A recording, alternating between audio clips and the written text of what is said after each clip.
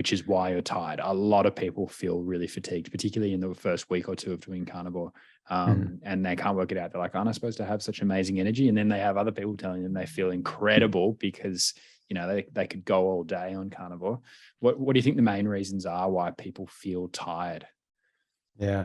Well, I mean, that's certainly one of them is the timing of their meals. A lot of people are used to, breakfast being the most important meal of the day and eating lunch and work and all these sorts of things.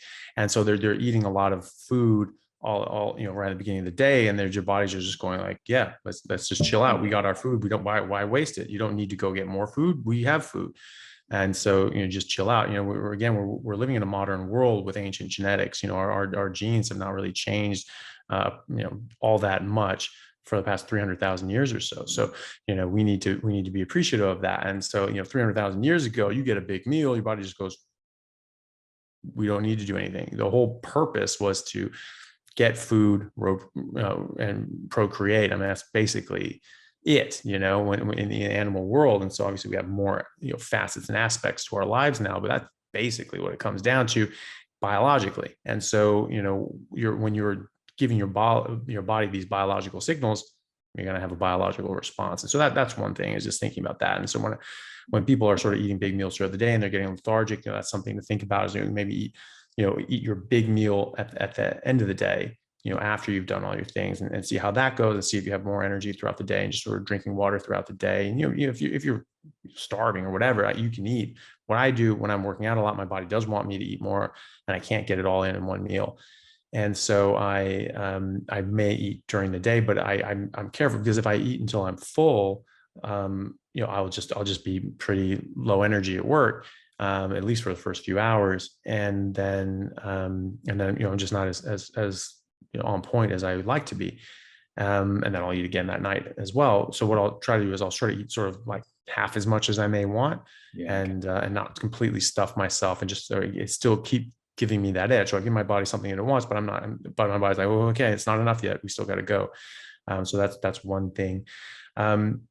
Also, like getting, fat adapted and things like that. This takes sort of a varying amount of time. Something, for me, it was just right away. Like I just felt awesome. Day one, I just felt better and better and better, every day that I did this. And that's not the same for everybody. It takes a varying amount of time. It can go from days to weeks, generally not more than weeks. But that can be another thing. And then, so that's just something you just have to wait out, and you just have to see. The other one is, and like you might feel crummy, you might feel really low energy, and you're kind of like craving like a bit of sugar, but you kind of do need to just keep eating and wait it out. Yeah, just keep plugging away. You will get through that episode, that period, and it's not all that long. It doesn't take all that long. And the other one is like not eating enough fat. Everyone goes like, well, I must be eating enough fat, because basically I'm eating, twice as much fat as I've ever eaten in my entire life. So, to them, it's a significant amount of fat. But it's not always enough. Like I eat just ungodly amounts of fat now compared to my former life. When I would be cutting the fat off meat and drinking skim milk and things like that. And I don't drink milk at all anymore. But if I were to, it would obviously be full fat. And so it's something that you just have to be aware of. And what I obviously tell people is that if your stools are dry and hard, then by definition you're not getting enough fat. Because it's that excess fat that spillover effect, that's going to spill out into your stools. That's going to give you soft stools. That's going to make it so you don't have constipation and hard stools. And so what that means is you're saturating your body. You're absorbing everything your body is able to absorb, and then some. And then so that's how you can gauge if your body's really getting all the fat that it actually wants to absorb. And so that's something to think about as well. And obviously this gets sort of muddled because people can be still drinking coffee or using artificial sweeteners, both of which will give you loose stools. And so that can sort of confuses the exactly. So you ratio, can't you can't exactly tell as well as you would be otherwise. And so try to avoid that. Also just withdrawing from caffeine. Like you're not gonna be as great, but that's very transient. I mean, that's just like a few days or a week at the most, and then you start feeling much better after that. Just to hammer home the consuming fat comment. We've talked before about like a lot of people do well on getting 70% of their calories from fat. And so that means that if you were to order mince from the butcher or ground beef, you'd be getting 50-50. Yeah. Now, most ground beef is 85-15. Yeah. So put that into perspective, 50-50. So it will look quite white because half of it is fat. Yeah. And most butchers, you have to ask them to make it custom for you. And they normally they would just ground up a brisket or a chuck. They got to actually add extra fat in there as well. So that's like the ideal ratio. Yeah. So yeah, it's something to shoot for anyway. So, to have that idea in your head, it's way more fat than you're going to exactly. Have that idea in your head and try and work out what works for you. Yeah. Yeah. Well, but that's it. Aim for that, and you should aim for that and realize that it is that much fat. And then, and then just, stop drinking coffee, stop using artificial sweeteners, and then you can gauge based on your stools, and then you can sort of see, like, I don't know exact percentage that I get, but I do know how to sort of adjust it as I go, and I do sort of know how much that my body generally needs and wants. If I'm eating sort of ribeye, should be fine. If I'm eating New York's, probably have to add some butter on it and things like that. That's usually how that goes, Nice. And then lastly, it's again, back to water.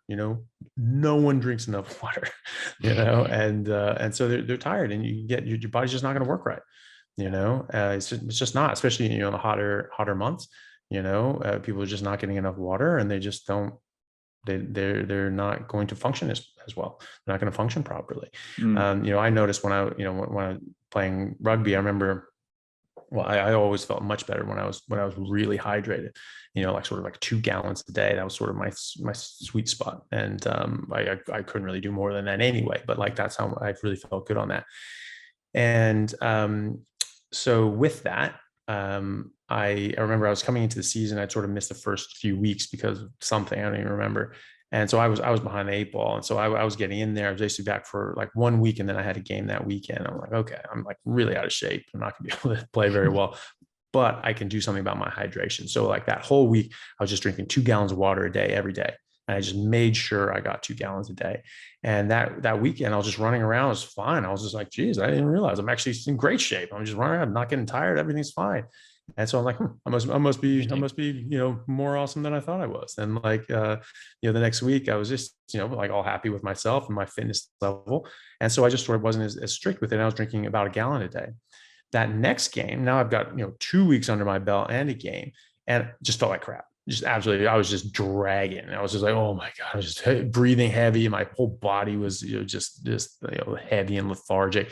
I'm like, oh my God, that's terrible. So I was just like, so for me, I banged it up to 2 gallons of water a day after that. And it was just, and just felt, fantastic again. Makes a big difference. Obviously, you're doing sort of high intensity sports, you'll see a more direct result and impact on your performance, but it's going to affect your performance and how you feel in your energy levels, regardless of what you're doing. If you're just working at an office versus, high intensity exercise, it just makes a big difference in your energy levels. Totally. Drink more water. It's free. It comes out of a tap in your house. Yeah, I know Australia this is just a giant desert, but you still do have water here, and believe it or not, it rains sometimes. Yeah. So so that would be my suggestions for that.